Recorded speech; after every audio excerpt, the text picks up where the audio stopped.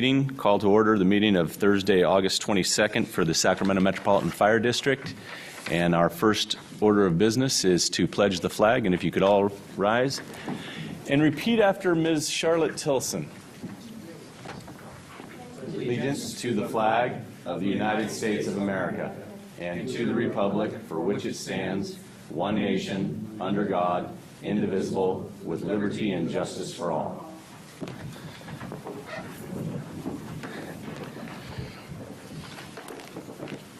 All right, the Metro Cable announcement is as follows. The open session meeting is videotaped for Cablecast on Metro Cable 14. Replay on Saturday, August 24th, 2013 at 1 p.m. and Monday, August 26th, 2013 at 6 p.m. on Channel 14, webcast at www.sacmetrocable.tv. The open session meetings are also available for viewing on the district website at www.metrofire.ca.gov. First, do we have any speaker slips? No, we don't. All right, then, moving on. First item on the agenda, or first issue to deal with, is our consent agenda. There are a few items on there. Anybody have any? Second. We had a motion, and I don't know who made the motion. It was Director Pearson and a second by Director Jones. Always. A roll call. Yes, we've got a motion and a second. Board Clerk, will you please call the roll? Directors Monk. Aye. Wood. Aye. Scheidegger. Aye. Gould. Aye. Barzali. Aye. Clark. Aye. Jones. Aye. Pearson. Aye. Kelly. Aye. Motion passes. Excellent. All right, this evening we are going to depart from our regular agenda, and ahead of action items we're going to have some presentation items. And I believe the first item that we have this evening is Mayor Linda Budge. Is Mayor Budge in the audience? I didn't see her. I don't see Mayor Budge.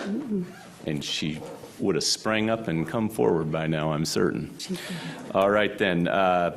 I have a Senate resolution and an Assembly resolution to present to you. Charlotte?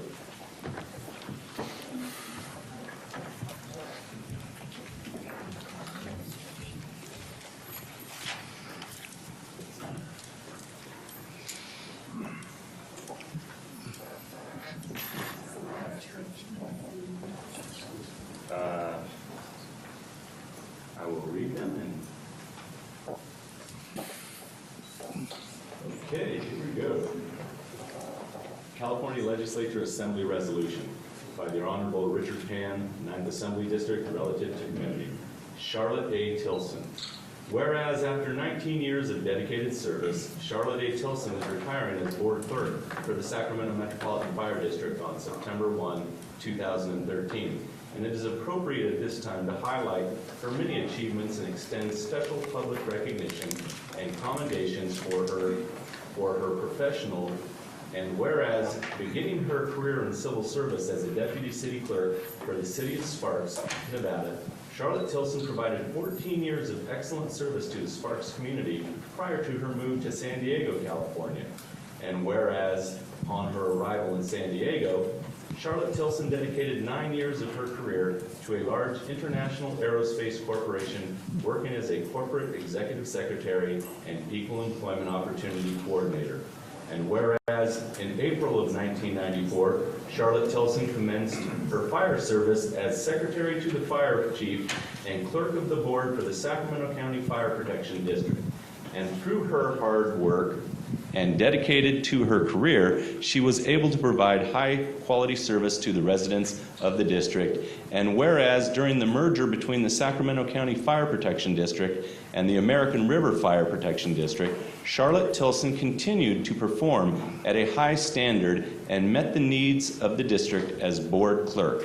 And whereas the contributions that Charlotte Tilson has made to the residents of the Sacramento Metropolitan Fire District and to the people of California have been invaluable, and she has made a lasting impression on those individuals with whom she has been associated. Now therefore be it resolved by Assembly Member Richard Pan that Charlotte A. Tilson be commended on her long and distinguished record of professional service and extended sincere Best wishes for a rewarding and gratifying retirement. Signed, Richard Pan.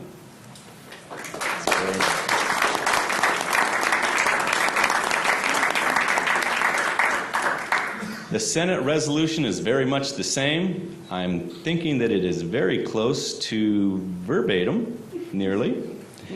And it was presented by the Senate Pro Tem, Darrell Steinberg.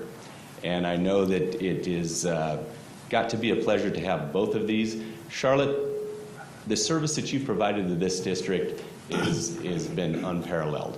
You have always been at our beck and call. You have answered questions regardless if they had to do with the fire service or something else. And I appreciate the service that you've provided to us, and I think it's wonderful that you get to move into retirement with a smile on your face, get to spend time with your husband, and do whatever it is that you want to. So we will move on, and I have a resolution. That'll be after you guys adopt it. We will adopt that resolution first, okay? All right? Would you like to come forward, Chief? You bet.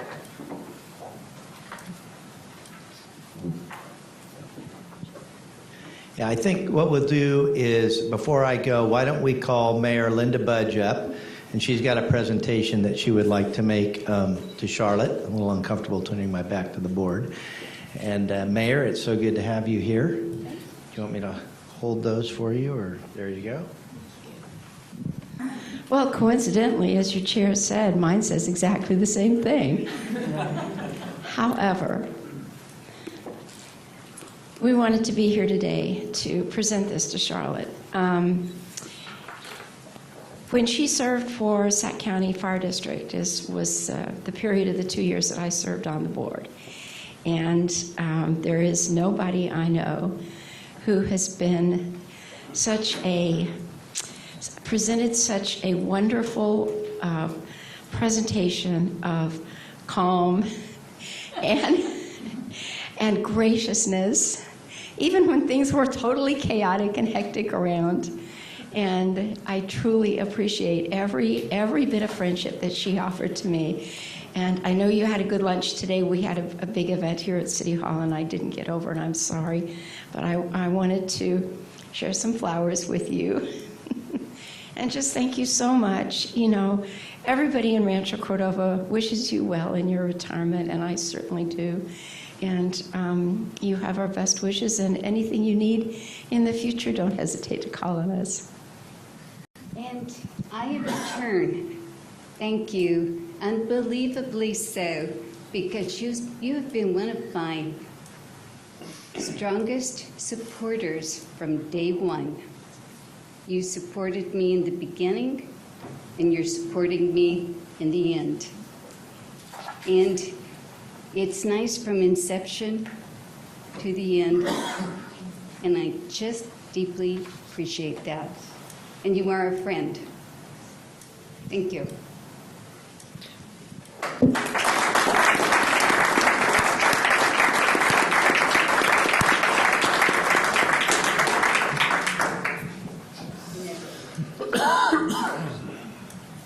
Okay, Chief, it's all yours. Mayor, we'll be out of here.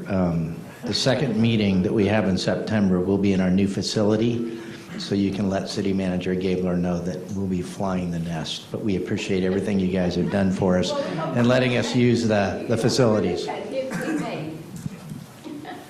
Please.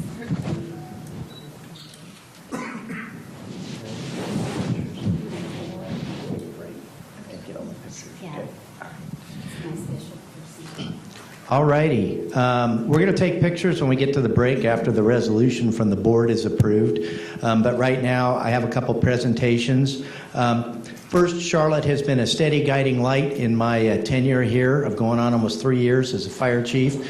I can tell you that Charlotte has been through every ups and downs, every stress and stressor of the district since its inception, and there's only been a couple.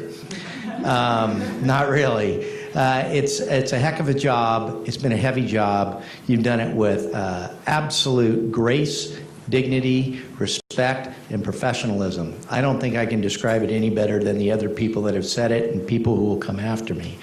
But one of the things that was very important to Charlotte, because she's been here, she's an institution, she saw the inception of Metro Fire, is she remembers when the district formed in 2000 that they had a crystal obelisk or something of that nature that was made for the directors of the two districts when they formed. And it meant something huge to Charlotte about that. And so on behalf of the district and the staff and everybody and the board of directors, I would like to present you with this replica of the Sacramento Metropolitan Fire District. It says Charlotte Tilson, Board Clerk, 1994 to 2013, for its outstanding service and dedication, presented by the Board of Directors, Sacramento Metro Fire District, August 2013. It's heavy. And I thank you ever so much. This is a memory, just a memory. Very, very Thank good. you You very, bet. very much. Okay, we got more loot. This is really my idea and the staff. Normally this happens when people retire or board members, I believe, get this, but mostly the uniformed personnel. But I thought it was important, and the staff did, that we give you this to hang on your wall. And these don't get handed out to all retirees by any stretch. But what it is it is a Sacramento Metropolitan Fire Department badge, and it has on the top of it, Board Clerk for Sacramento Metropolitan Fire Department. It says Charlotte A. Tilson, in appreciation of your many years of exemplary service and dedication to the Sacramento Metropolitan Fire District, August 22nd, 2013. Thank you very, very much.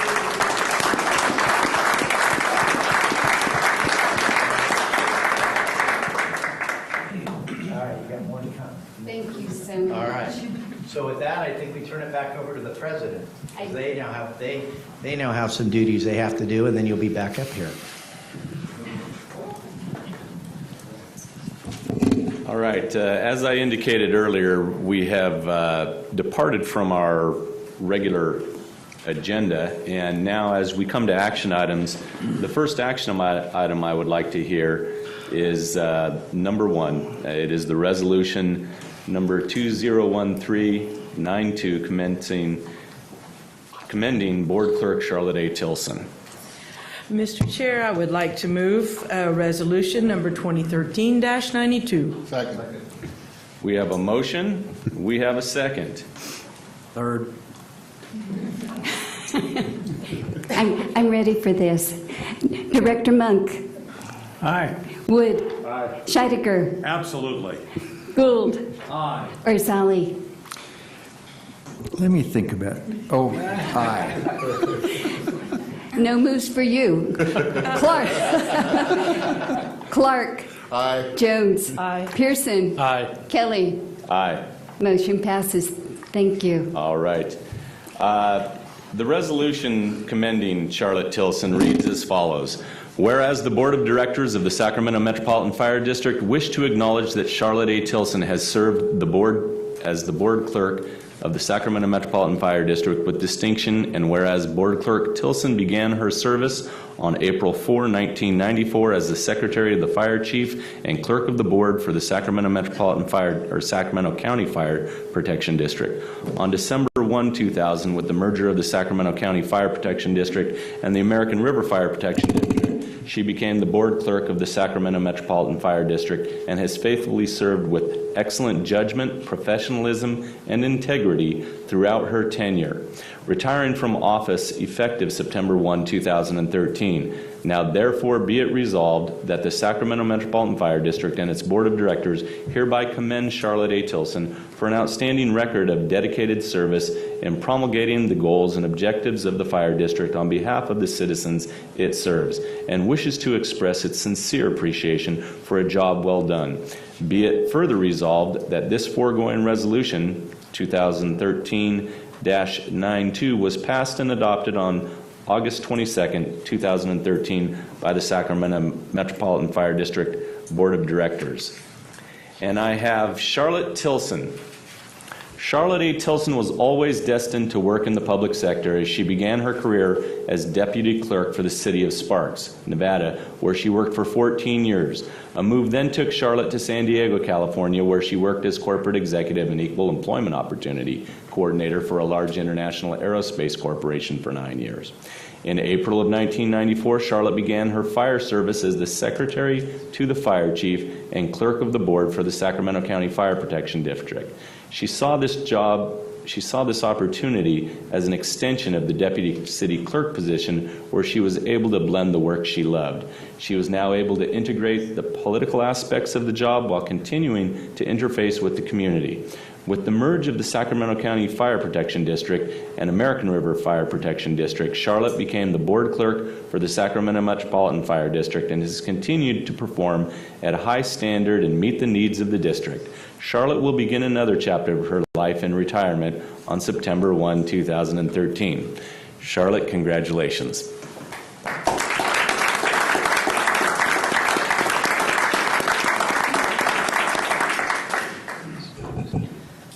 Thank you, Board, for everything. I feel very privileged that I have had the opportunity to work for the Board of Directors for such a long period of time. It's something I've loved and will always take with me, always love.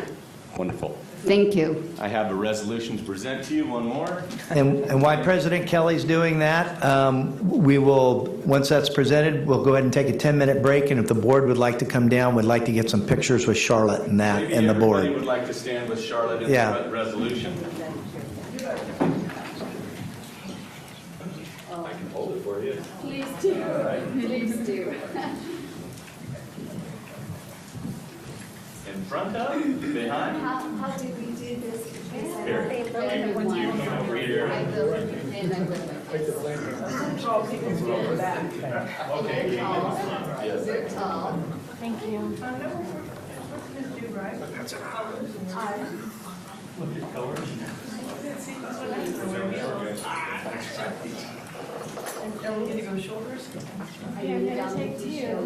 Okay.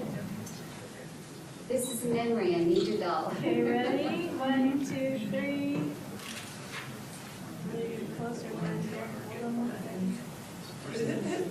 The floor. One more with.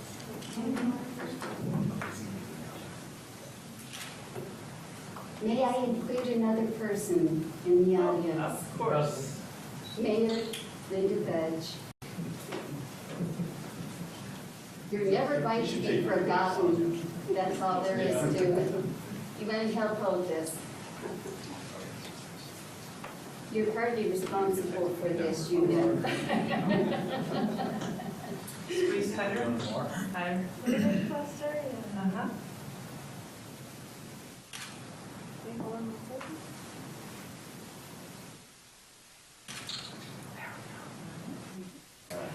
Thank you, so be honored.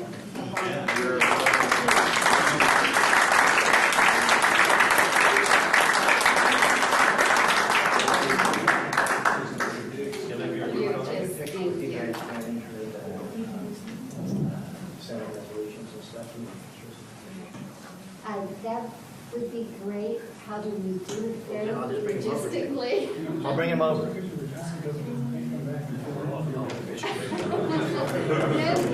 does it. Yeah. You guys can still all see him in here. Maybe we should hold one on one side. Okay, that was Somebody else hold one on the other side. No. long Hold this. I got it. How do we do this? Somebody else hold the. That's it. Okay. What do you want? You're not Alma. Just the resolutions. I think it's up to her though. If she wants to have. What would you like? This is fun. Do you want these included? That would be. All right, good idea. I've got my commander in chief telling me that it's great enough. Yeah, it'll be. Okay, everyone smile.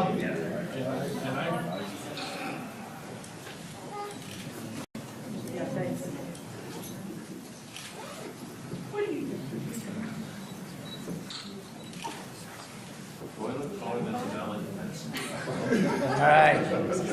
There we go.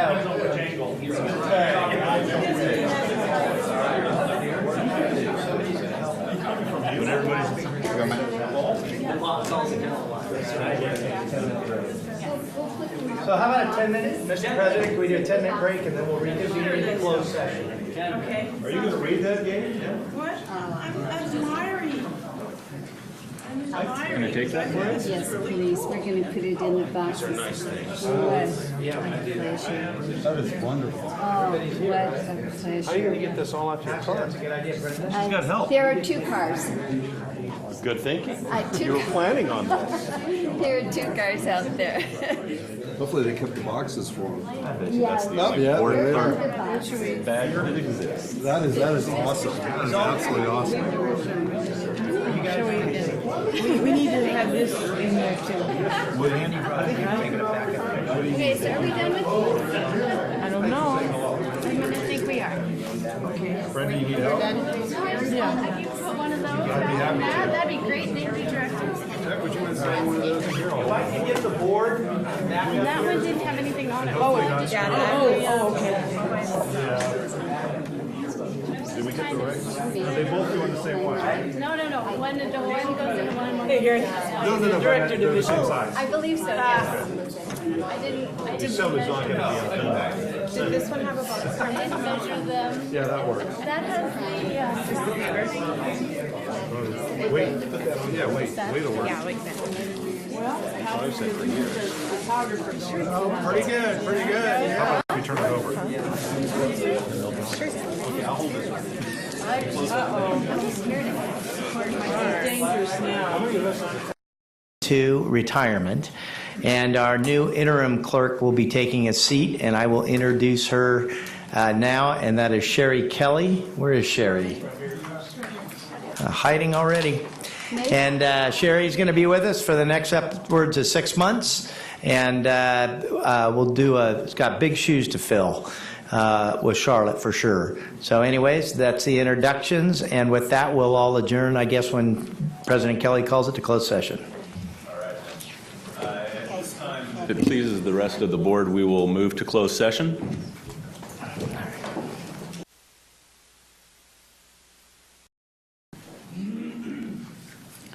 And trying to catch up with the agenda that we had taken liberty to depart from. We are in action items, and we are on action item number 2, the fiscal year 2013-2014 final budget. Ms. McFarland, please come forward. How are you? Good evening, Directors. Good evening. In June, we adopted our preliminary budget, and per the Health and Safety Code, we are now presenting to you the final budget. It is much the same budget that you saw before, and I'll try to highlight any changes that we made to it. We did follow the same tenets that we followed for preliminary budget. It is a balanced budget. The most significant change to the general fund is an increase in the secured property taxes of $2.2 million. And I worked very closely with our consultant, HDL, the one that presented to you earlier this year, and we closely monitored all the reports that were coming out of the assessor's office. And based on our analysis, we are finding that the properties that were designated as Prop 8 properties, in other words, they had their assessment lowered in the past, that the assessor is actually recapturing some of that assessed value at a rate higher than we expected. So we were able to increase our final budget by $2.2 million. In addition, you will see the following agenda item on the GEMT program. We have added $450,000 for revenues coming in from other transporters, and we have an offset on the expenditure side. It is money that we will be reimbursed, and we're anticipating that our share of that is about $20,000. We've also increased the cost to professional services by $700,000, and that is part of our fire chief's budget. And in addition, we included a $200,000 interfund loan to Capital Facilities Fund. We've been monitoring the balance of that fund with the needs and the revenues, and it was getting very low. And this is just to give a buffer in case any of the projects were to come in higher than expected. So our total revenue of $155 million looks much like what you saw at the preliminary budget, with a slight increase to property taxes, which of course is our main funding source. And our graph that we've kept updating, having to do with the changes in our primary source of revenue, property taxes, since the recession began. So we are still at $17 million below where we were in 2008. And it goes, it's important, I felt, to mention still that our budget is balanced due to some significant concessions that were taken by our employees. In total, it's $10.5 million. And we're at 85.2% of our operating expenditure, and significantly less in labor costs than what we had in fiscal year 2008-2009, where we were at $142 million and we're at $131 million. Our costs primarily consist of labor costs, since we're a service provider. And not only do we have a balanced budget with this additional property tax money, we're anticipating that we will actually have $1 million that can be added to our reserves. So we show here a comparison of what our reserves were at the July 1st, 2012, where we are anticipating we'll end up with the fiscal year that is closed and subject to audit. And with this additional $1 million, we will be at about 12.1%. It is management's recommendation that we leave that as unassigned reserves, and I'll turn it over to the chief. He wanted to make some comments on that. Yeah, whether you want to call me from Missouri, the show me state, things have been so up and down with property taxes, and this is the best analysis that we have at the moment. So what I'm proposing is the shifts that we've made into the undesignated reserves, that we hold it there until mid-year. We could run out and spend it right now and make recommendations on spending it. I've talked to the 522 leadership. It's just not prudent, in our professional opinion, to do anything but to hold it and let's see two things that develop. One, does the property tax revenue develop like we think it will at mid-year? And does our other revenues hold up at mid-year like we think that they're going to hold up? And then also at mid-year, as you know, sometimes around February, March-ish, we get the indication of what the following fiscal year is going to look like, some preliminary estimates. We believe at mid-year that'll allow us to come back and let the board of directors make a very informed decision on what they want as policymakers, recommendations coming from us, whether to approve, not approve, move some things to different areas or priorities. So really what we're doing is we're holding fast to the revenue on that. And then the one last thing that I would say is that in regards to the professional services, we completely gutted that account, and we still have consulting services that we're dealing with on revenue issues that we're looking at. And so we put the money over there as a placeholder in case this board decides later on in the year that they'd like to take some proactive actions where there may be costs, but you will be part of that decision-making process and the direction and approval process. So that's how we set it up. We're basically holding on to what we have. Let's get to mid-year and see where we're at, and then at that point our recommendation is let's put together a plan not just only for the last part of this fiscal year, but taking into accordance what we think will happen the following fiscal year.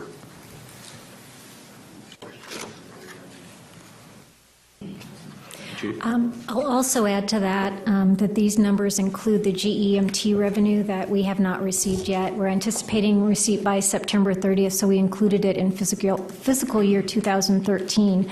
So a lot of things need to fall in place in this next month.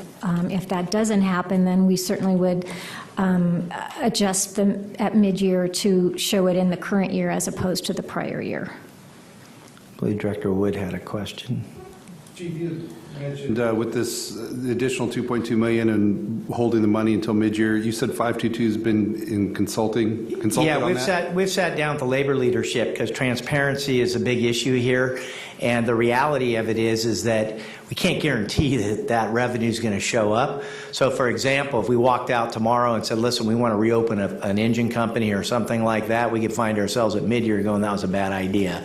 And we've also made it very clear, the CFO has broken out, and I believe the union's accountants here, Bridget, what we really are trying to show, too, is what are one-time revenues that we're generating that are coming in versus what are recurring revenues that are coming in. Because really, when we talk about ongoing issues of pay and benefits and those types of things, that recurring revenue is what needs to be there. So we meet on a very regular basis. I do with Ty Bailey and some of his people, and we keep them fully informed. And I know that Rhonda sends, every time we get significant updates like this, I believe she sends them to Bridget. And Bridget gets those, and she's nodding yes in the back, which is 522's accountant, so that they can track this as we move along. I just wanted to follow up because I know Ty had said he wanted to be involved in those discussions. Yeah, absolutely. And if you remember, I believe in January we start discussions on how we rebuild the district, which coincidentally will be right around mid-year with 522 to talk about what does the district look like. So we're dealing with other issues at the moment. That's why we're holding everything. Then we can sit down and have that conversation on a go-forward basis with labor, management, and of course, the board of directors. Mr. Scheidegger. I just want to say I like the idea of holding our powder dry a little bit, and that 2.2 million increase in terms of the property tax from our consultant is good, but we're not sure how the rate's going to play out, how the appeals are going to play out in terms of property taxes. So I think that's a good strategy, and I like the idea of building the reserves too. So I appreciate this. I endorse it, and I'll move it if that's appropriate. Okay, moving on to our Capital Facilities Fund, I'll just mention that we did include an additional $1 million of USAR money. As you probably recall, we serve as more or less a conduit with the training authority for the Zinfandel property, where I would say a description might be the project manager on it, and so the all money spent on that is being reimbursed by the training authority, JPA. As far as the bond proceeds, we still have money from the 2011 lease revenue bonds. They will be spent out in this next fiscal year, and we made some adjustments to that by increasing it $529,000. We had anticipated that money would have been spent last year, but based on the invoices and the work that was done through June 30th, we then moved more money into the current fiscal year, and accordingly the work that's associated with that. We also have in there our equipment lease that we proposed in the preliminary budget, and we actually were able to lower that a little bit, and in a subsequent slide there's more information on the specific apparatus and equipment that will be funding. And then again, we also have that $200,000 interfund loan that we mentioned from the general fund. So in total, we were actually able to add $312,000 to compared to the preliminary budget. And just recapping, we have $917,000 in headquarters improvements. Some of that was what we ended up moving from last year to this year. $900,000 in technology and other items of about $3 million. And going into the specifics, deputy chiefs met and went through their needs and prioritized things. We also had some good deals that were made by Manager Fred Bino, where we were able to pick up some equipment from the state of California, surplus equipment at some good prices. So this is a list of items that are listed in your budget document. So it includes 8 ambulances, service truck for fleet, 105-foot aerial truck, some replacement of SUVs for the command staff, delivery vans for logistic, wildland engines, a semi-tractor for the dozer, the actual dozer we have in the general fund, and then all the equipment related to these vehicles. We also sorted out a few things that were more appropriate to be funded by the general fund. Just some smaller items like moving costs into the new building really didn't qualify for bond proceeds. So we sorted that all out, and so this is the amount that ended up in this final budget.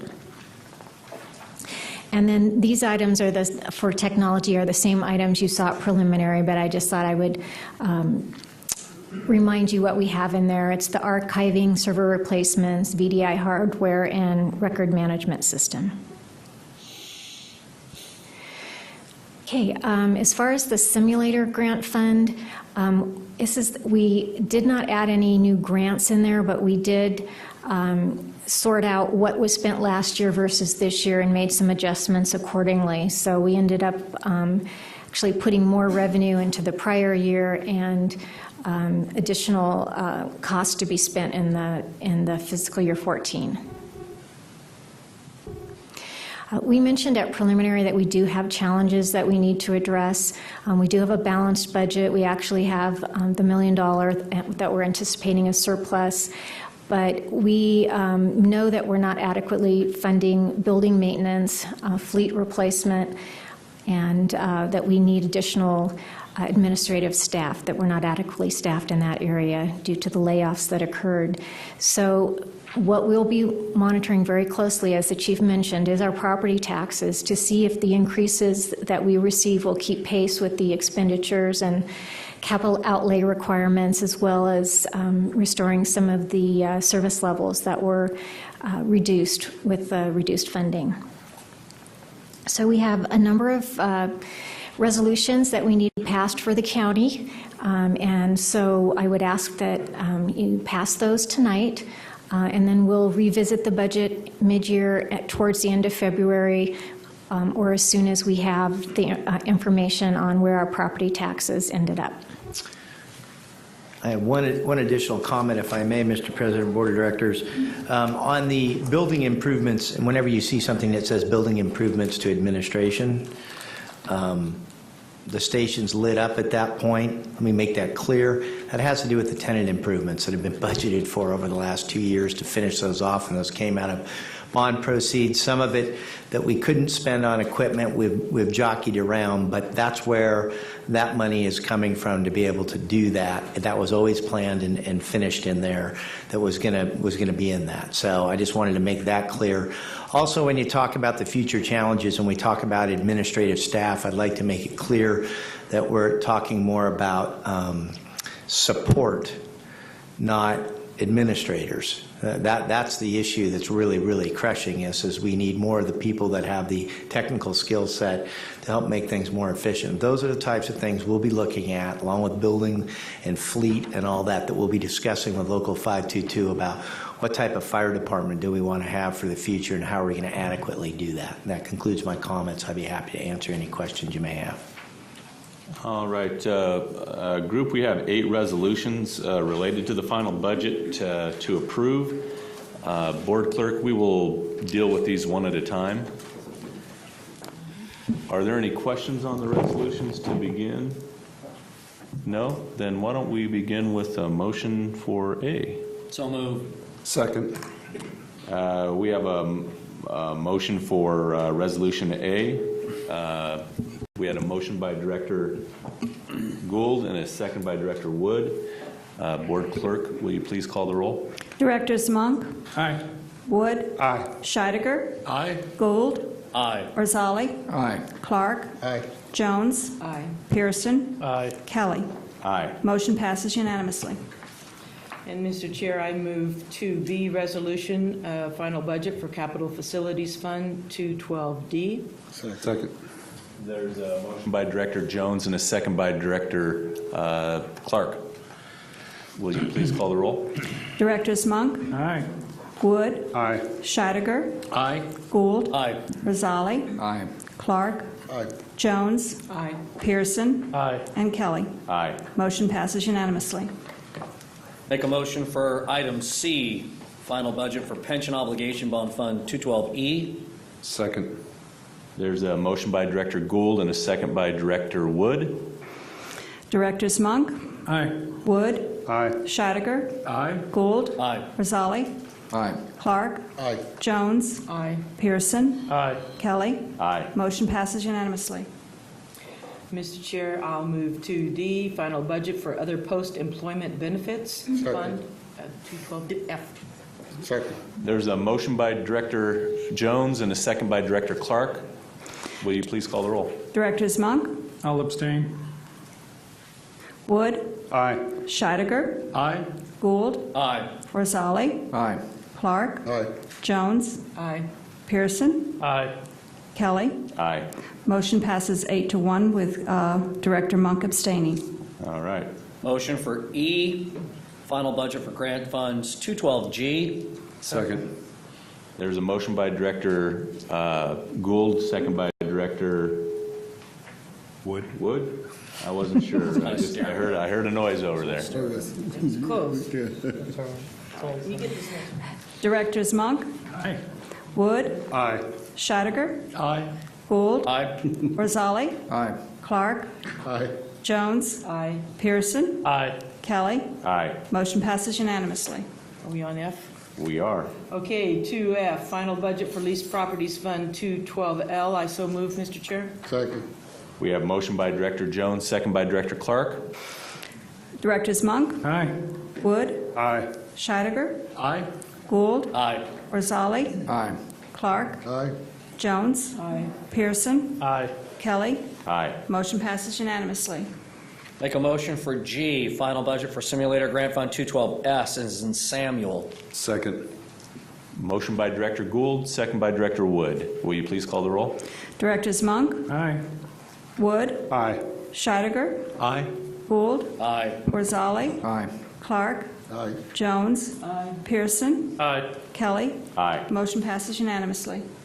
And Mr. Chair, I move 2H, resolution for appropriations limit of approximately $278 million.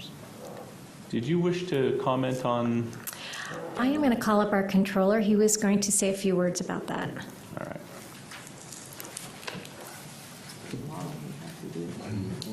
Good evening, members of the board. My name is Ron M. Pedrad, controller for the district. And before you is a resolution to approve the 2013-14 appropriations limit schedule. Essentially, state law requires every governmental agency to adopt an appropriations limit which sets the maximum allowable appropriations for the district. And the 2013-14 calculations yielded $278,706,877 in appropriations limit. Adopting the resolution will not have any fiscal impact because our operating budget, which is subject to the limit, is well below the $278 million. So staff recommends that the resolution be adopted. Thank you. So there was a motion by Director Jones, and I didn't hear the second. Was it? We'll credit Mr. Clark. Did you say yes? I think that'd be a good thing. Yes. I heard him. All right then. Second by Director Clark, and Board Clerk, will you please call the roll for Resolution H? Directors Monk. Aye. Wood. Aye. Scheidegger. Aye. Gould. Aye. Rosali. Aye. Clark. Aye. Jones. Aye. Pearson. Aye. Kelly. Aye. Motion passes unanimously. All right. Thank you. Thank you for the help on that, everyone. And that concludes the resolutions necessary for our final budget for the 2013-2014 year. First item, or next item, is number 3. It is the Ground Emergency Medical Transport Program. Chief Clough, thank you for joining us. Ooh. Kill it.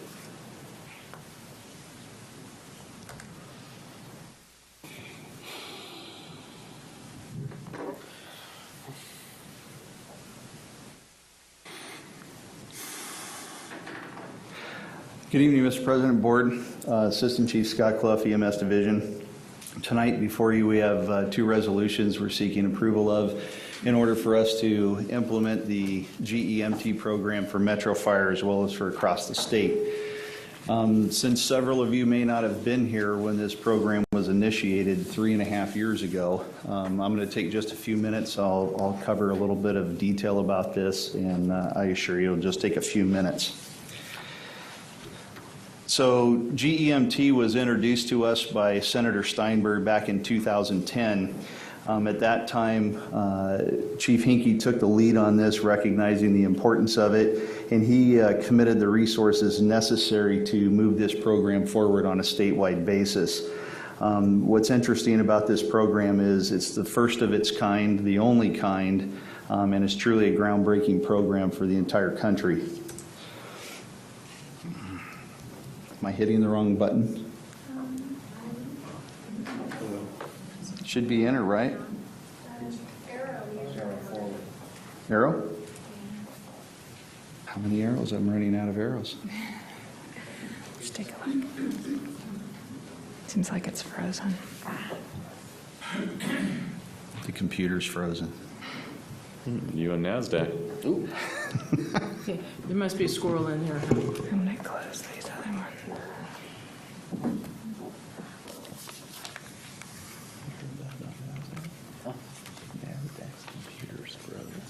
No trades. For 3 hours. They're telling me 15 or 20.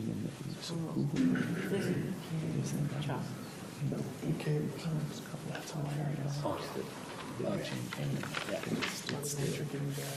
Absolutely. It's taking a while to load here.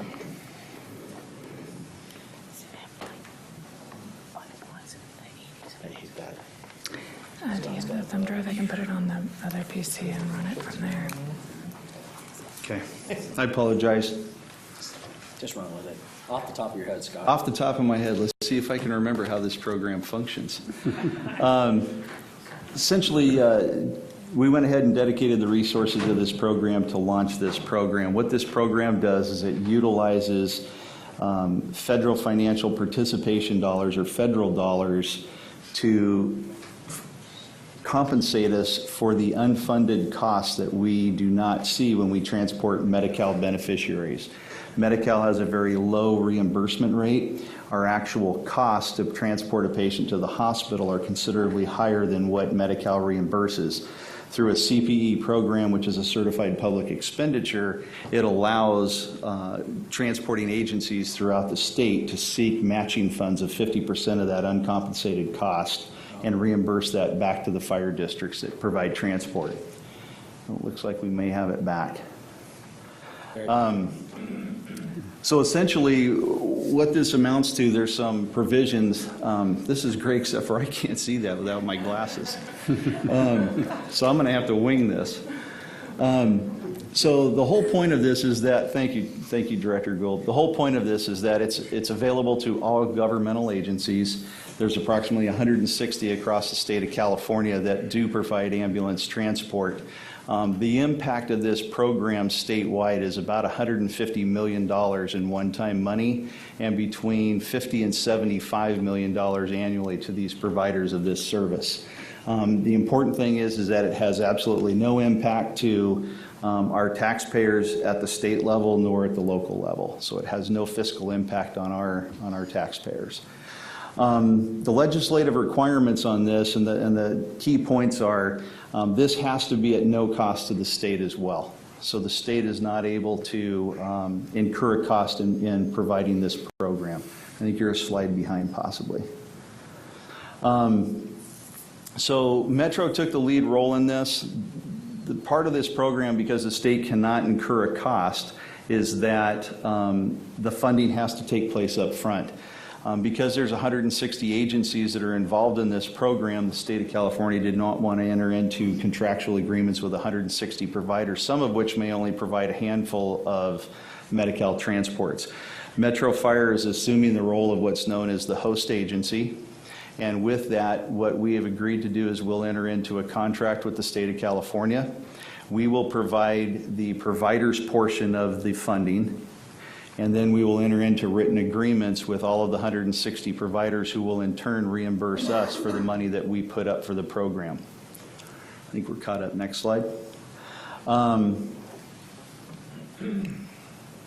Yeah, next slide, that's fine. We'll go past that. I believe I covered that. Basically, the way the program is looking to work, at the beginning of each fiscal year, the state provides Metro with an estimate of what the cost of the program will be.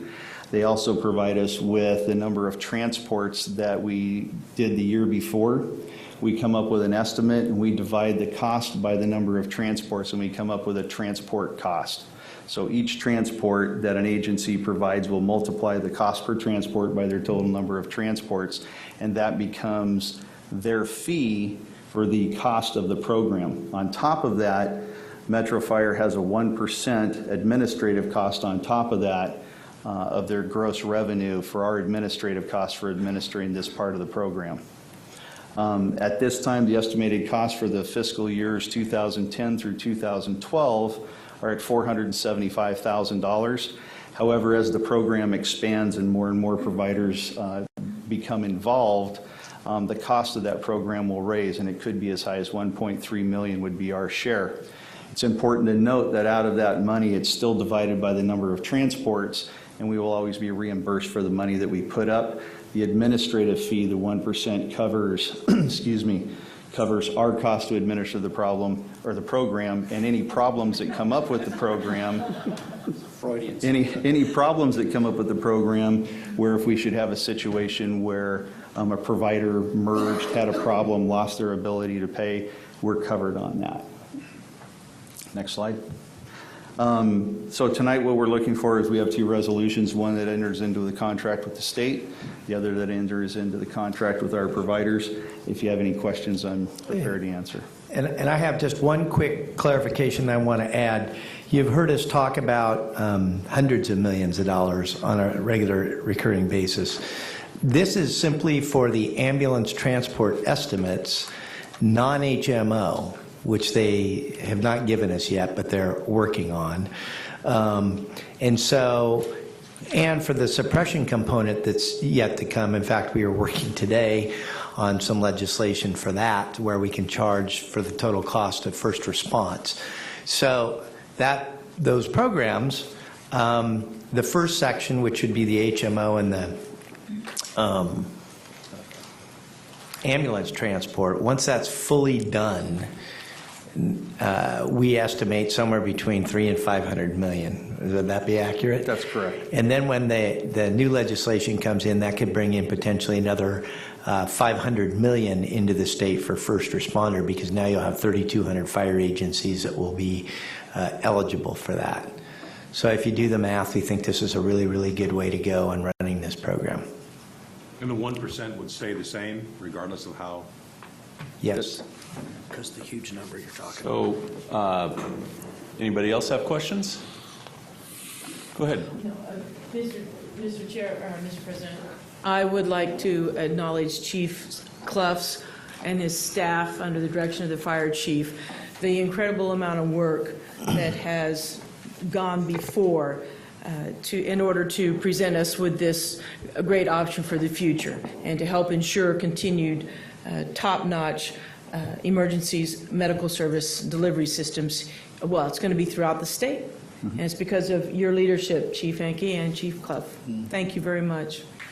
Thank you. Mr. Chair, I move item A, Resolution A on 3. Second. There's a motion on Resolution A on 3, second by Director Wood. I did have a question for you myself. So is this all being handled, the influx of applications for reimbursement being handled by the EMS division, or is it going to our finance division? Good question. Actually, this program is actually managed by the state. The only part that we're managing is the collection of our costs that we put up. So those agencies, we will get a report from the state at each fiscal year. Tells us what the total revenue was, how many transports took place, and who provided them. They'll send that information over to the finance division. The finance division will generate an invoice to each of the agencies, in which turn they'll submit a check back to us. It should be noted that one of the conditions that we put in with the state is that in order to be a provider in this program, they have to have a contract in force with Metro. So if they do not have a contract in force with Metro, or they default on their payments, they will withhold their payments and withhold their Medi-Cal reimbursements and use that to pay off their debt to us. The state will do that? Yes. Oh, All right. sweet. Okay. Is there any Thank other you, questions? Mr. Clough. We had a motion by Director Gould and a second by Director Wood. Board Clerk, this is on Resolution A for the ground medical transport program. Directors Monk, Aye. Wood, Aye. Scheidegger, Aye. Gould, Aye. Rosali, Aye. Clark, Aye. Jones, Aye. Pearson, Aye. Kelly. Aye. Motion passes unanimously. Group, what is your pleasure with B? Mr. Chair, I move 3B, resolution approving agreement for recovery of administrative costs for GEMT payments and authorizing the fire chief to enter into agreements with participating agencies. Second. Motion by Director Jones, second by Director Clark. Board Clerk, will you please call the roll? Directors Monk, Aye. Wood, Aye. Scheidegger, Aye. Gould, Aye. Rosali, Aye. Clark, Aye. Jones, Aye. Pearson, Kelly. Aye. Motion passes unanimously. All right then. Thank you, Mr. Clough, Chief Clough, for your Absolutely work on outstanding, Mr. Chair. This is groundbreaking stuff, right, what we just did. Groundbreaking, absolutely. Item 4 is a bid award for hazmat air monitors. Mr. Jones? Thank you. Good evening, Director Kelly, other directors, Chief Yankee. My name is Mark Jones, Logistics and Purchasing Manager for Metro Fire. I'm here tonight to seek authorization to award a bid and execute the purchase of an air monitoring rapid deployment kit and related air monitors for the hazmat program here at Metro Fire. Metro Fire's hazmat team is in desperate need of new gas detection air monitors and related items to replace aging equipment and increase its current inventory in order to expand the capabilities of the program. Metro Fire applied for and was awarded funds from the 2011 State Homeland Security Grant Program. This grant is administered through Cal EMA. The items applied for were a rapid deployment kit from Ray Systems and 3 additional types of gas detection air monitoring devices and other related supplies. We received a $100,000 award with no matching funds required. The hazmat team has already purchased some items off this award in the amount of $7,597, leaving a balance of $92,403. The purchasing division was directed to procure the remaining items. Staff followed the process required by Cal EMA regarding expenditure of grant funds, along with the formal bidding process of Metro Fire. On July 26, 2013, a request for formal bid was published on the district's website for the Ray Rapid Deployment Kit, along with a complement of gas detection air monitoring devices. The bid submission closing date was August 9th, 2013, and the bid was advertised in the Sacramento Bee on July 28th and again on August 2nd. The district received 2 bids from a couple vendors, Industrial Safety Supply in the amount of $30,322.73, and Jayco Fire and Safety in the amount of $32,654.88. Both of these vendors indicated that the actual RDK, the Rapid Deployment Kit, was only available from the manufacturer, Ray Systems, and both of them were unable to supply a quote for that kit. Their quotes did include all the other gas detection monitors and related items on the bid. Staff contacted Ray Systems to confirm this information and received a quote on the RDK in the amount of $56,430. So staff seeking board's approval for a bid award to the low bidder, Industrial Safety Supply, in the amount of $30,322.73. And additionally, staff is requesting to purchase the RDK from Ray Systems, the manufacturer of the kit, and the only one authorized to sell it. And the price for this again is $56,430. As a result of the competitive bid, additional funds will still be remaining from the grant award in the amount of $5,650.27. So staff will be able to purchase additional items that were approved for the purchase in the grant. Funds for these purchases are included in the current budget and will be completely reimbursed to the district with funds from the fiscal year 2011 State Homeland Security Grant Program. And that concludes my report. So move. Second. There's a motion by Director Gould and a second by Director Scheidegger for staff's recommendation. Board Clerk, will you please call the roll? Directors Monk. Aye. Wood. Aye. Scheidegger. Aye. Gould. Aye. Rosali. Aye. Clark. Aye. Jones. Aye. Pearson. Aye. Kelly. Aye. Motion passes unanimously. Thank you very much. All right, we have Resolution Local 522, adopting a resolution amending the Memorandum of Understanding with Local 522. Chief Wells. Good evening, Directors. Chief Hinkie. Tonight before us is to adopt a resolution amending the MOU between the district and Sacramento Area Firefighters Local 522.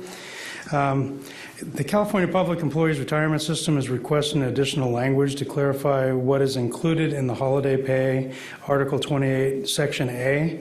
The purpose of this resolution is to satisfy CalPERS's recommendation, and it does not change how holiday pay is currently paid out. We have added the language for your purview in red. And essentially, it takes what we have in a side letter with 522 under recognized holidays, Article 28, Section A, and I'll just read it into the record.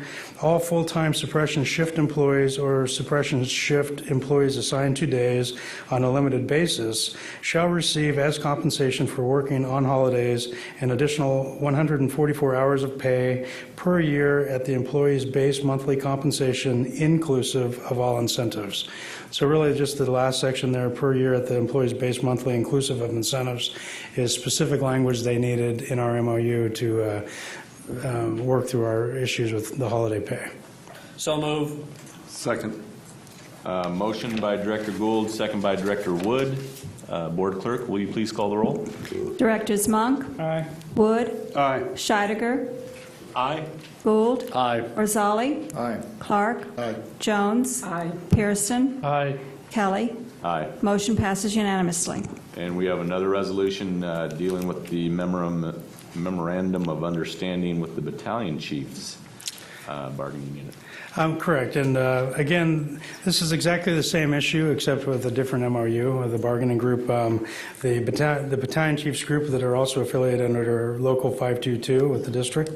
In this particular case, it's the holiday pay Article 26, Section 1. Again, the language is exactly the same that has been inserted into the one paragraph. Yeah, so We'll move. save you the trouble, Chief Wells. Thank you. Second. Motion by Director Gould, second by Director Pearson.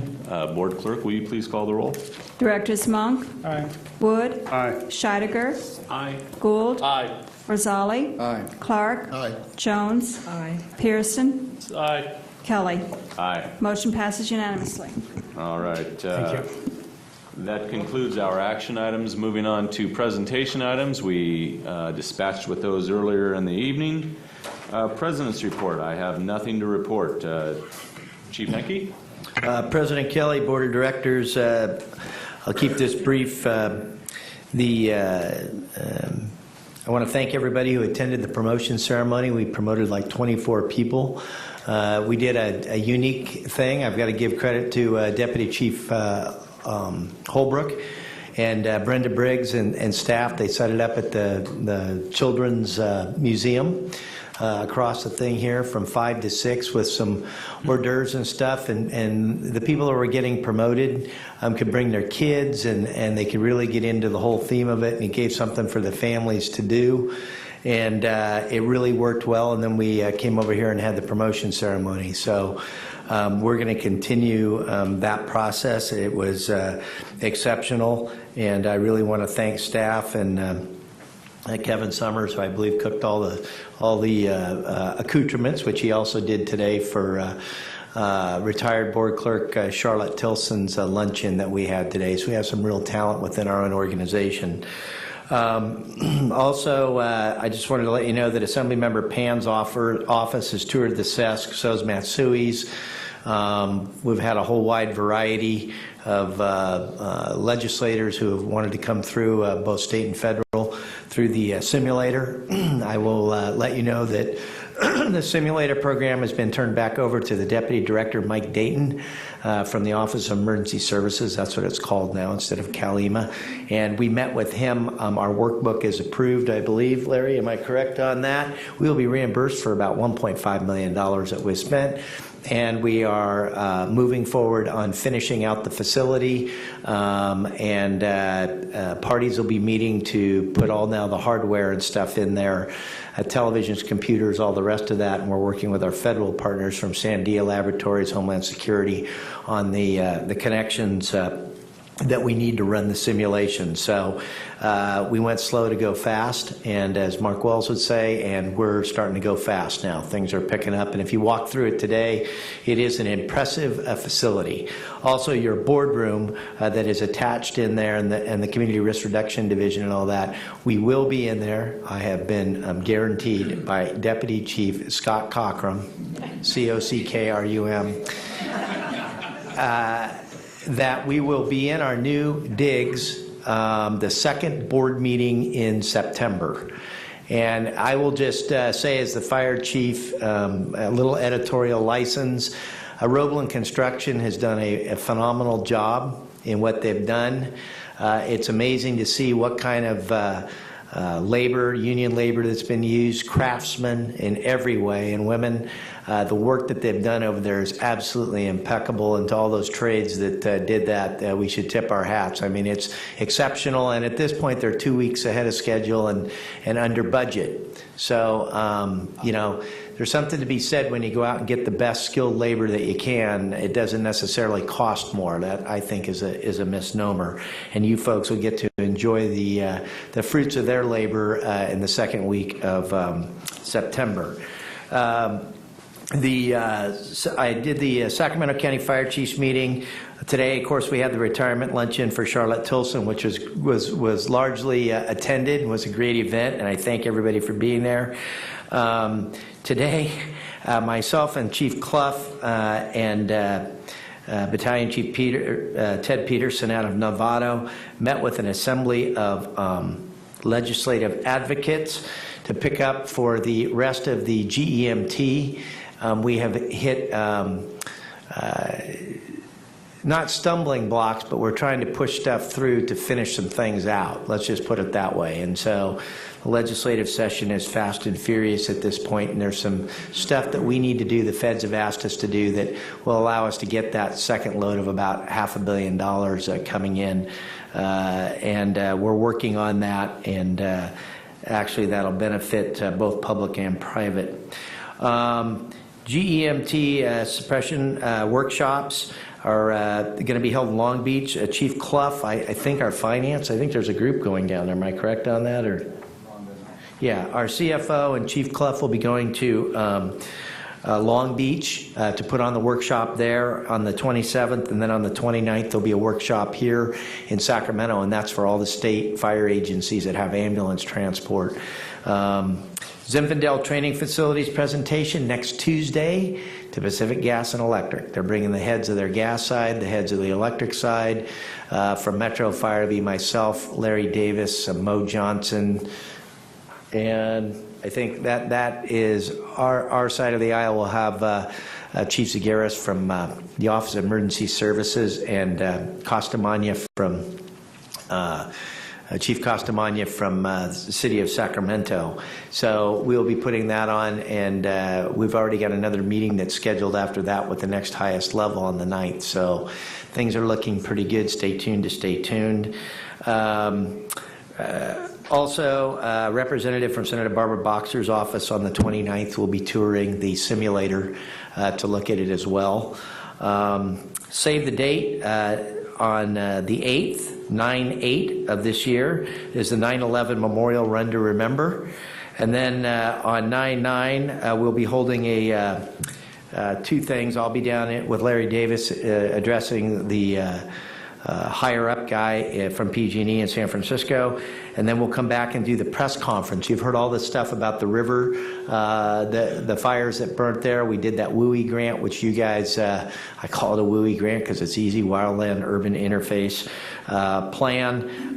That is, I think, going to gain a lot of steam. FEMA wants to do a press conference on that grant that we got. It'll be 1 p.m. on the 9th. At the American River Parkway, specific location to be determined, and I would ask Brenda to make sure that my secretary sends out the appropriate location and time for the electeds for you folks to be there. That's going to be a pretty big deal, I think. On the 11th is the 9/11 Memorial Stair Climb, and then on the 14th is the Safetyville Firefighter Chili Cook-Off, 12 to 4 p.m., and on the 15th is the annual Northern California Fire Equipment and Memorabilia Swap, and that's from 8 to 1 at Station 21 Drill Grounds.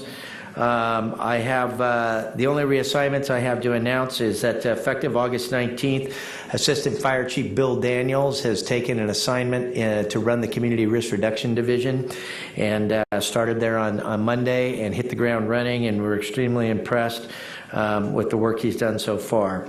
Internal and external recruitment for accounting supervisor, August 26th at 5 p.m. is the close for that.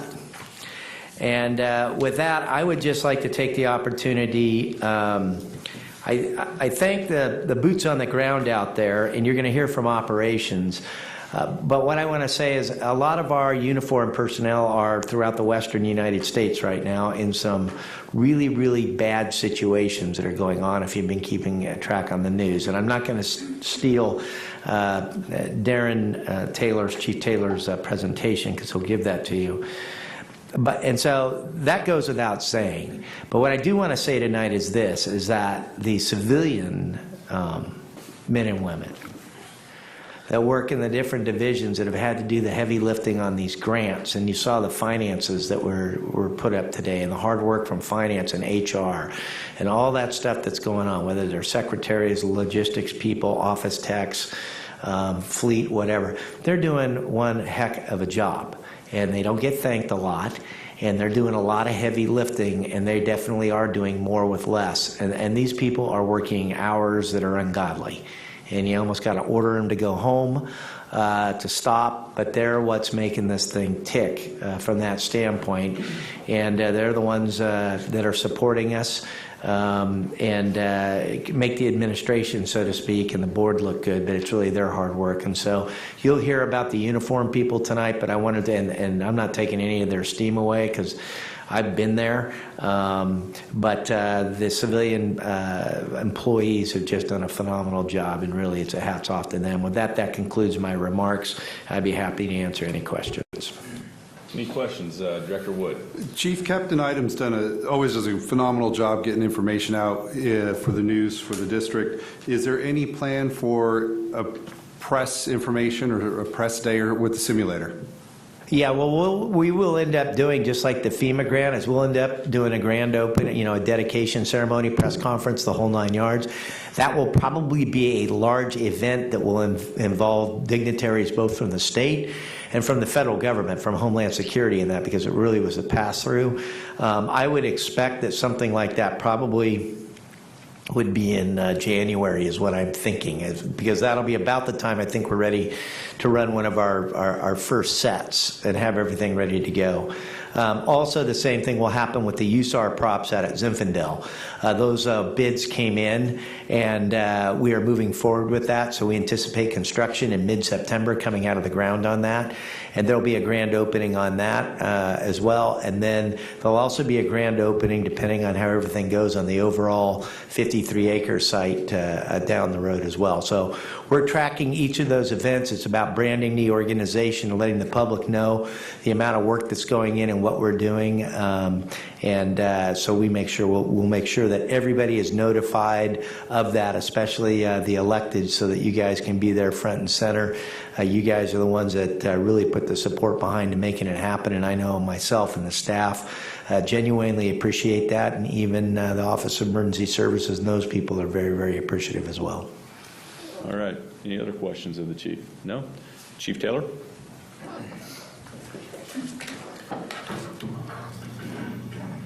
Good evening, President, Director, Board of Directors, Fire Chief Hinkie. My name is Darren Taylor. I'm an Assistant Chief of Operations for the A shift. I'm standing in tonight for Deputy Chief Holbrook, who happens to be gone tonight.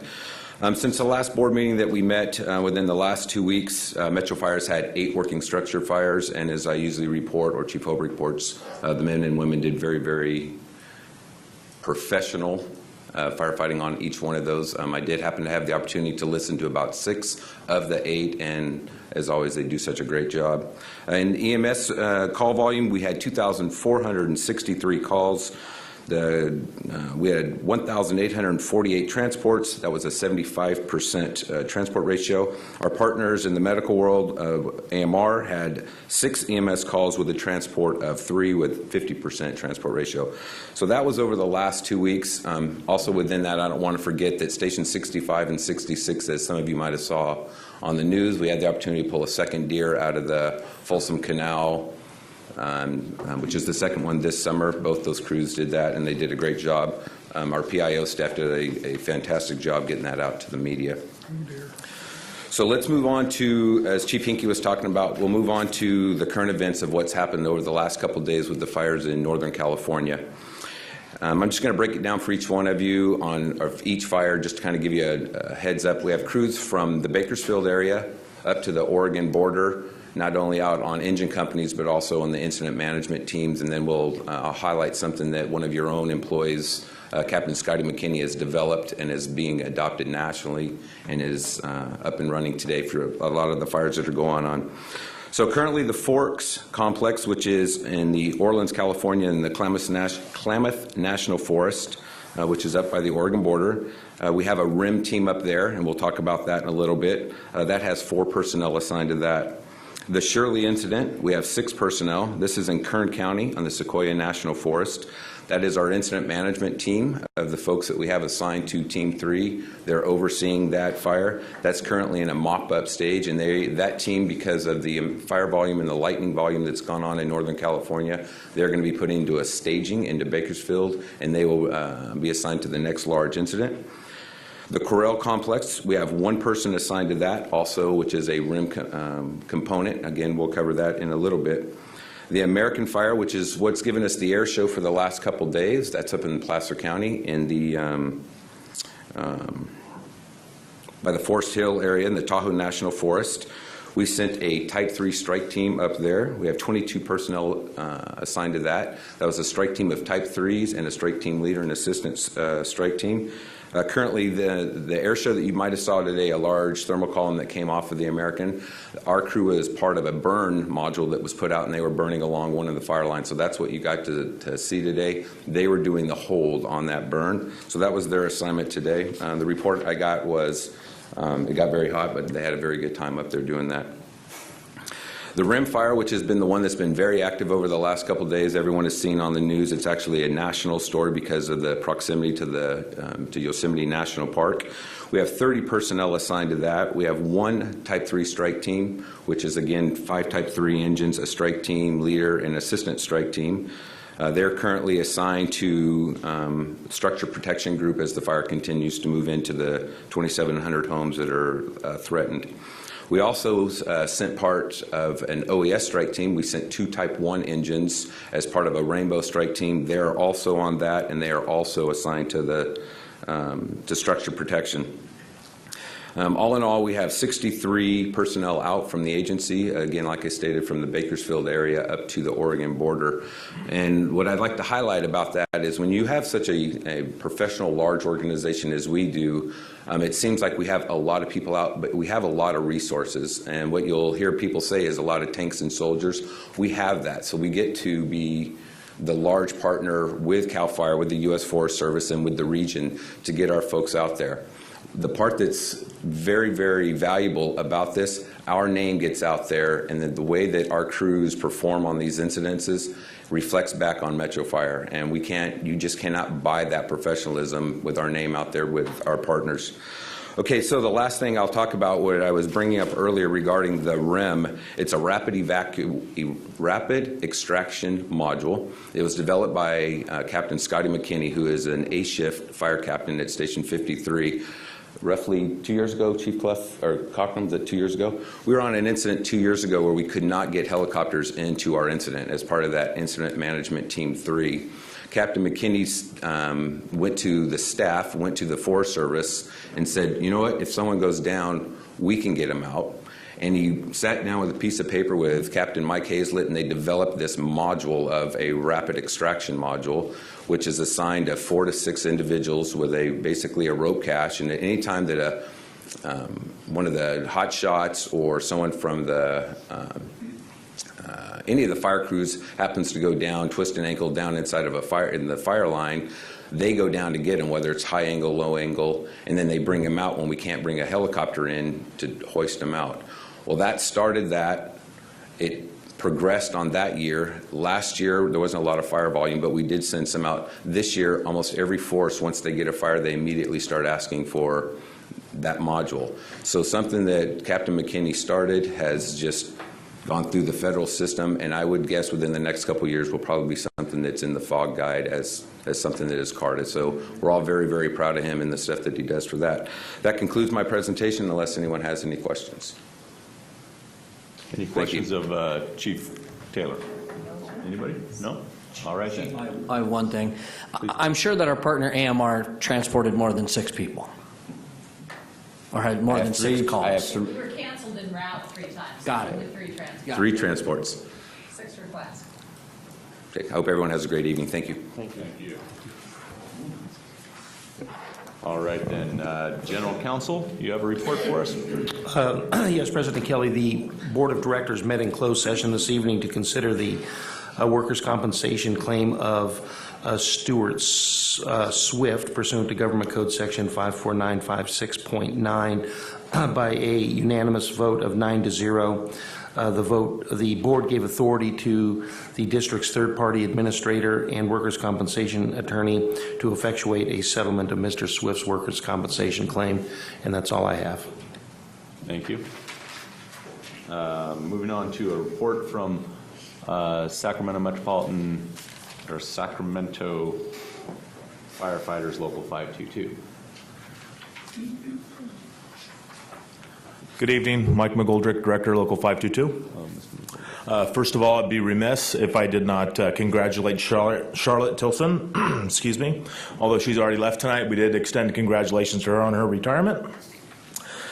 And we have one additional item to add to Chief Hinkey's exceptionally busy calendar this month, which is the local gala. Benefits the Firefighters Burn Institute, the Widows and Orphans Fund, and the Pioneer Hook and Mutual Ladder Society. It's going to be on September 21st at the Convention Center. Tickets can be obtained on our website, which is www.iff522.org, and we'd love to see everybody there, unless you have any additional questions. Any questions? Captain Goldberg, or engineer? Captain, excuse me. Thank you. Thank you, Captain. That is a great event to go to. I went, I think, 2 years ago. I'll be going this year. My staff will. It really is encouraged that they have a good mixture of management people there with labor as well as elected. So you get Board of Supervisors, you get council, you get all sorts of people. So it's a well-worth event, very first class. All right. Thank you very much. Thanks again, Captain. Okay, moving on to committee and delegate reports. Executive Committee has no meeting at this time scheduled. Communications Center, JPA. No report. Our next meeting is Tuesday the 22nd. All right.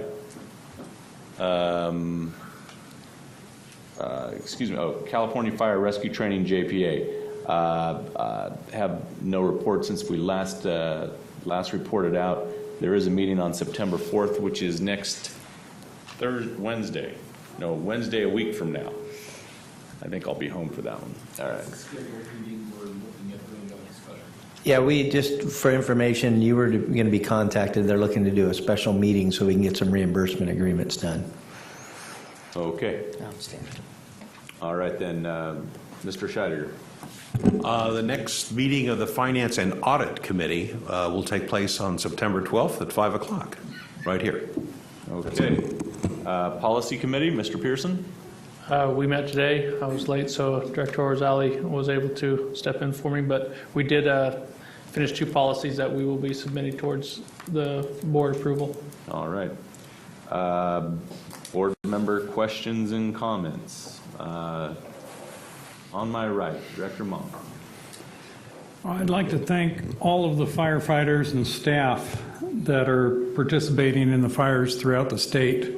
This district has been fortunate enough, large enough to have a number of people every year that are available to go out on those. I have gone out them in years past, and I know what they go through out on the fire lines.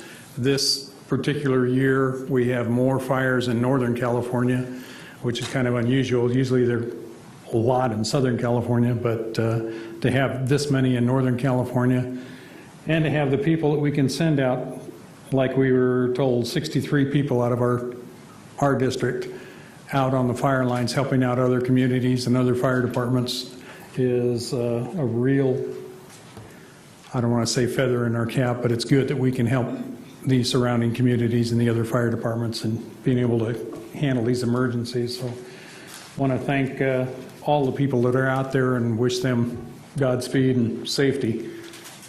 We have to watch that. And I want to thank the board for their actions on the policies and everything that have been presented to us for approval. A lot of them have been a long time coming, and it helps in the organization of this district and our record systems and policies.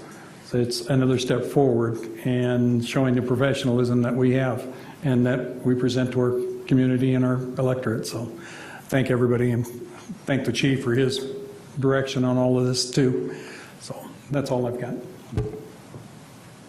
Thank you. Director Wood. Like Director Monk said, just wish everyone well that's out there on the lines, the 63 men and women we have out there fighting, and get back and get home safe soon. I also want to extend my appreciation again to Rhonda and her staff and Chief as well for the recent budget, and do appreciate all the time and effort you've put into that, and it provided some good reading when we did get it last week, so thank you. All right, Director Scheidegger. Just a quick add on the budget. Chief Henke is right. Our civilian personnel deserve a lot of credit, but I think it's important for the public to understand that our command staff did an excellent job of compromising and as professionals putting forth their program's needs and compromising and making it work. It's a dynamic process. I like the reserve. I like the approach we're taking heading into this year, and I appreciate the fine work by both civilian and sworn personnel. All right, Director Pearson.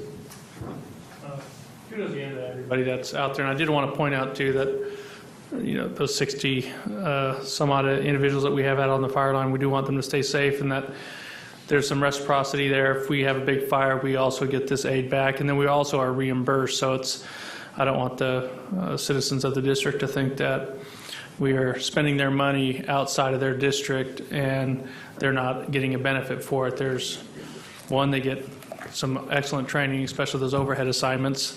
Those chief officers and captains that fill those roles come back, bring back a whole wealth of information to the district, and then we also are able to share some with the rest of the state. And then I also just, the EMS division with Chief Clough with this GEMT, that's huge.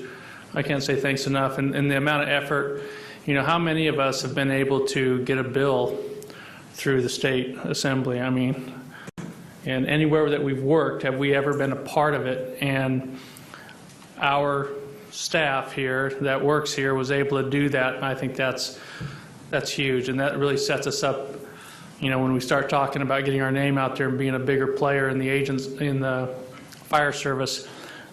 It wasn't a selfish act where we just did something to benefit Sac Metro and only Sac Metro. This is going to benefit the whole entire state and the fire service as a whole. And as we all know, we had to go through those cuts in this district. And we were well prepared for it, I think, with the staff that we had and the prudent financial plan that we had in place. But there are some departments, and we've heard about it on the news, that were just devastated. They didn't have the income and the resources. So what we're doing to help the fire service as a whole throughout the state it will benefit us and it will benefit everybody if we make our neighboring departments also stronger. So I want to thank you and the chief for the direction there and putting us up at that level and that playing field. I mean, you can look across the state and there's only a couple of departments that can pull something like that off. And there's some bigger agencies than us even that would have troubles doing that, and we were able to do it, and that speaks huge for our district. So thank you. Right. Director Jones? Thank you, Mr. Chair. I echo strongly your sentiments, Director Pearson. Well said. Thank you very much. I would like to congratulate our board clerk on her successful retirement and wish her well for all the many years of service that she's given to predecessor agencies as well as Metro Fire. An additional quick thanks to Mayor Linda Budge of the City of Rancho Cordova for participating in our festivities here tonight. I would like to thank Chief Cockrum and his staff for the terrific outreach they've done with our partners in Sacramento County on the Wildland Urban Interface grants. He's been very, very responsive to our partners' inquiries, and I very, very much appreciate that partnering, Chief. And, you know, whether it's a firefighter here in district or deployed, I want to make sure that all our firefighters know that I wish them a safe shift. Whether it's here in district or out on a fire line somewhere, have a safe shift. All right. Director Clark. Well, it seems like everything I want to talk about has been said. So I just wish that our personnel out there, that God keep them safe and protect them. And they're doing a great job. Everyone is doing a great job around here. I'm so proud to represent, be a board of directors in this district. And that's all I can say. All right. Director Gould. Thank you, Mr. Chair. Congratulations to Ms. Tilson for all of her fine work that she's provided to us for over the years. We appreciate that and wish her well. I'd like to thank the chief and his leadership team for the conservative nature of their financial plan. We've been here long enough to see that not be the standard, and then it puts all of us in a big jam. I really appreciate everyone's involvement in making sure that we're making those prudent decisions so we don't find ourselves in that situation. And then everything else that's been said, the GMEMT is groundbreaking nationally. There will be a time when people will look back to tonight and remember this night when those things moved forward at that level nationally, and that's pretty awesome to be involved in. Congratulations to Captain McKinney and all the efforts of his team to get that particular module completed. And then as a twist, I'd like to just thank the families of all the men and women that are out in these deployments. You know, they're missing their family members. And I'm sure they had a lot of things planned. And those things got all put on hold while these people go out and save people's lives in other parts of the state. That's what Metro's about. Thank you. All right. Director Orzali. Just very briefly, I'd like to congratulate Charlotte, of course, and express to her my gratitude for all that she has done. And then in closing, I'd like to, for reasons that I don't understand, I want to thank Larry Davis. So thank you very much.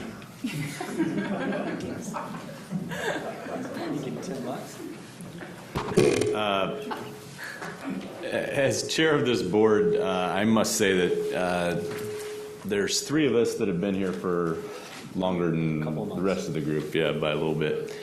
And I've seen this district evolve and become the high-performing machine that I refer to all the time in tweets and otherwise. Metro Fire is a high-performing team, and it's a pleasure to be a little part of it. Tonight, we discussed the GEMT. I'd like to extend my thanks to Senator Steinberg for making the call to Metro Fire that day.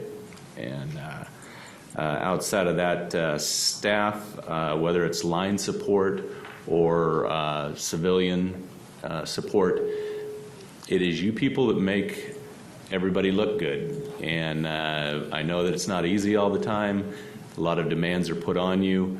But we appreciate you meeting meeting the task and taking care and making sure the work that is necessary is done in order for us to enjoy that high-performing team. You're every bit a part of it as anybody that's on the command staff or in private offices in the division that you work in. So thank you very much. Would like to extend my thanks to Mayor Budge for attending this evening. I know that she and Charlotte go back some ways, and I can't say enough about Charlotte Tilson and how important it was, I think, for everybody when they became a board member, especially if you're any new at all. She took great care in trying to make sure that all the questions that you had were answered and that you understood her answers fully. So I appreciate the hard work that she put into this district for 19 years. I am very pleased and happy that she's going to enjoy a nice retirement. And certainly, I think that she's got some picture hanging to do for the next couple of days. I would like to conclude with a thank you all for being here this evening, and we stand adjourned.